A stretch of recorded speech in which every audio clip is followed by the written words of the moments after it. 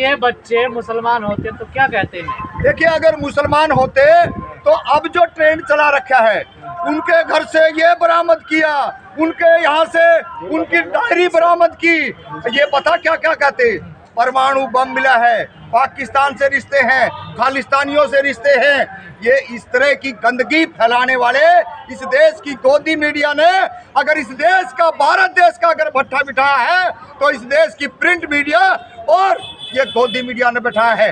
अब आम जनमानस को सोचना पड़ेगा। अगर आप बाहर निकल के नहीं आए तो फिर ये मत कहना कि मेरा बेटा अच्छा है, मेरा बेटा गलत नहीं करता। मेरे पड़ोसी से पूछ लो या मेरे बच्चे का जाके ट्रैक रिकॉर्ड देख लो, कोई कहीं पे उस पे FIR दर्ज नहीं है। आप इन लोगों के समर्थन में? बिल्कुल समर्थन में है और खुल के समर्थन में है। और वो जो काले नाग हैं उनको भी कह देना चाहते हैं। कौन काला नाग? बच्चों के वही कौन? जो अंबेडकर की बात करने वाले हैं। मैंने बहुत से इंटरव्यू देखे हैं जो खुल के इन बच्चों के समर्थन में नहीं आ रहे। बच्चे कहते हैं कि हमारे साथ गैंगरेप हो गया, हमारे साथ मारपीट होगी, हमारी जो है बच्चों की डिग्रियां छीन ली। अरे भाई, आज जिन्हों बच्चों ने सबकी आवाज उठाई है पार्लियामेंट में, अपनी जान जोखिम में डाल करके वो वहां पहुंचे हैं, आज आप क्यों नहीं आ रहे हो? आज खुल के हर जन को आना चाहिए, हर छात्र को आना चाहिए, ताकि इस देश के अंदर ये तानाशाही सरकार को कानून इजाजत है। ये कानून बड़ा बढ़िया बन गया, जंतर मंतर के ऊपर। सुनिए, आज 19 तारीख है और बेरोजगार आंदोलन था। आज कानून इजाजत देता है संसद में? बिल्कुल देता है, बिल्कुल देता है, बिल्कुल देता है। भाई, जब आप जंतर मंतर पे बात नहीं करने दोगे, बेरोजगारों का आज आंदोलन था और ज्यादा नहीं कर, हमें 4 से 5 हजार लोग आने थे। पूरे बैनर पोस्टर जंतर मंतर पे लगाए गए और इस बेहुदा सरकार और सिस्टम ने आज उनका आंदोलन को कुचलने का काम करा है। ये देश का आम जनमानस समझ ले, जब पढ़े लिखे बच्चों की आवाज जंतर मंतर पर नहीं उठती है तो भैया पार्लियामेंट में घुसने का बिल्कुल रास्ता बनाना पड़ेगा। सोने का तरीका नहीं लगता आपको? कोई फेमस नहीं। क्या फेमस है? 2014 से पहले तोड़कर आप घुसोगे? क्या कानून तोड़ा है? लीगल प्रोसीजर से गए हैं और अपनी बात कही है, बम लेके गए थे। संसद पे स्मोक अटैक हुआ है, आप इसे हल्के में ना ले। तमाम सोशल मीडिया पे लिख रहा है कि फांसी की सजा होनी चाहिए। AK-47 लेके गए थे, परमाणु बम बांध के गए थे वहां पे। अगर हमारी मंशा, जितने गंदे ये हैं, अगर हमारी मानसिकता ये होती तो हम भैया बहुत कुछ लपीट के जाते वहां पे।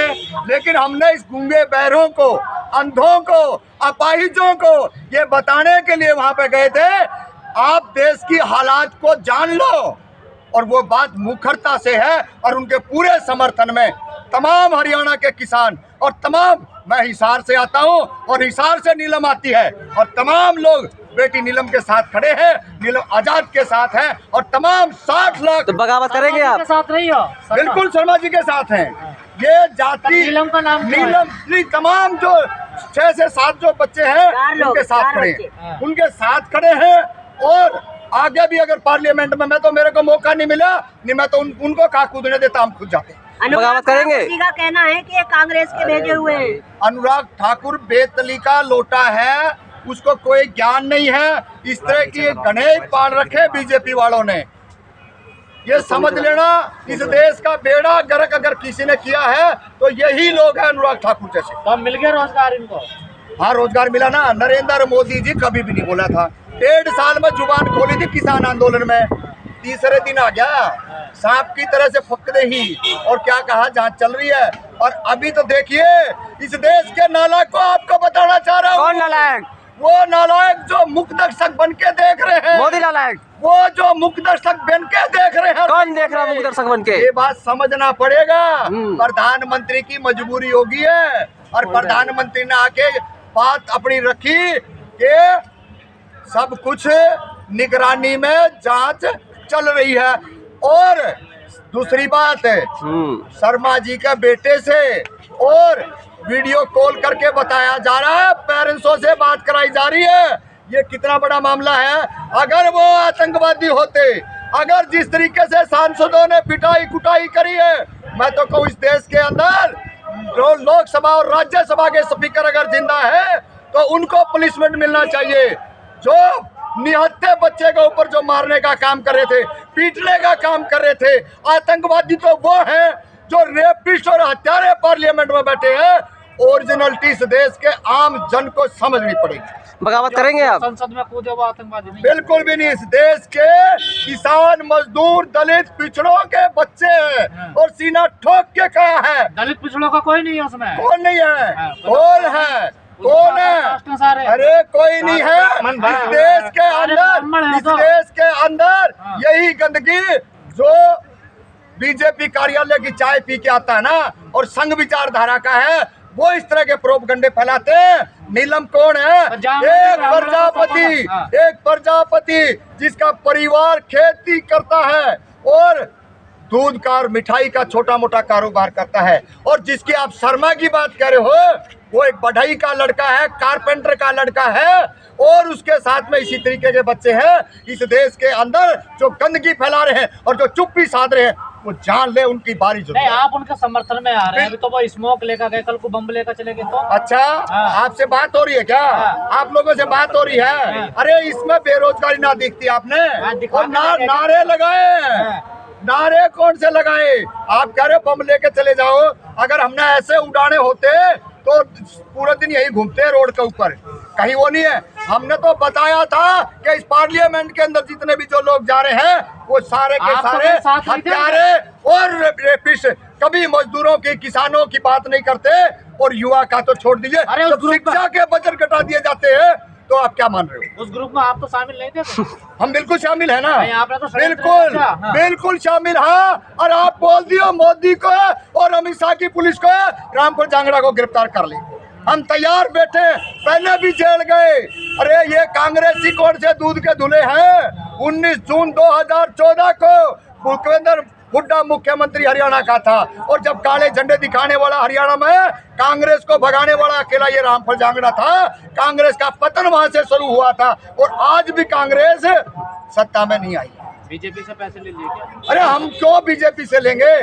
बीजेपी का तो इतना बुरा हाल है, जो पैसे ले रहे हैं उनके बच्चे आतंकवादी बन रहे हैं, पिट्टू बजरंगी बन रहा है, मोनू मानेसर बन रहा है। अब ईवीएम से कोई शिकायत नहीं? ईवीएम से शिकायत है? कौन कहता है ईवीएम से शिकायत नहीं है? और पूरी की पूरी शिकायत है ईवीएम से, कि इस देश के अंदर जो ईवीएम बनाने वाले हैं, जब वहाँ पे ईवीएम से चुनाव नहीं होता तो भारत देश के अंदर ईवीएम से चुनाव नहीं होना चाहिए। ये मुकद्दमा से देखिए, अयोध्या जो निकम्मे, नालायक, जलील जल्लाद लोग हैं, चुटियाधारी, जनेऊधारी हैं, वो जाएंगे। हम जाएंगे। अरे अपमान कर रहे हैं ब्राह्मणों का। पार्लियामेंट के अंदर हम जाएंगे, स्कूल कॉलेजों के अंदर हम जाएंगे, खेती किसान मजदूर के पास हम जाएंगे, फैक्ट्री मजदूर के साथ में। ब्राह्मणों का अपमान कर रहे हो? हम किसी का अपमान नहीं कर रहे। भावना आता रहेगी उनकी। अरे हमने इनके शराफों से बहुत आगे निकल गई, बहुत हमने ये झूठे पाखंडी इनके पास ये भस्म कर देंगे। अरे इतनी अकल इनमें, इतना दिमाग होता तो पहले बता देते पार्लियामेंट में ये होने वाला है। मंदिर बनवाया है सर, ऊंचा होना चाहिए आपका। अच्छा, मंदिर पर जाके कटोरा लेके बैठ जाओ और भीख मांगो वहाँ पे। सनातनियों को श्राप लगेगा आपको।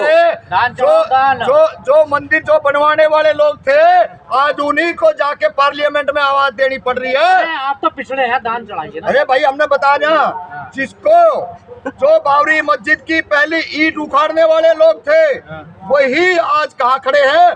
वो जो मंदिर जो बना है, उसके अंदर किस पांडे जी को बनाया है मठाधीश, ये तो समझना पड़ेगा उन लोगों को कि आपने इस देश का संविधान चाहिए या देश के अंदर शिक्षा रोजगार चाहिए।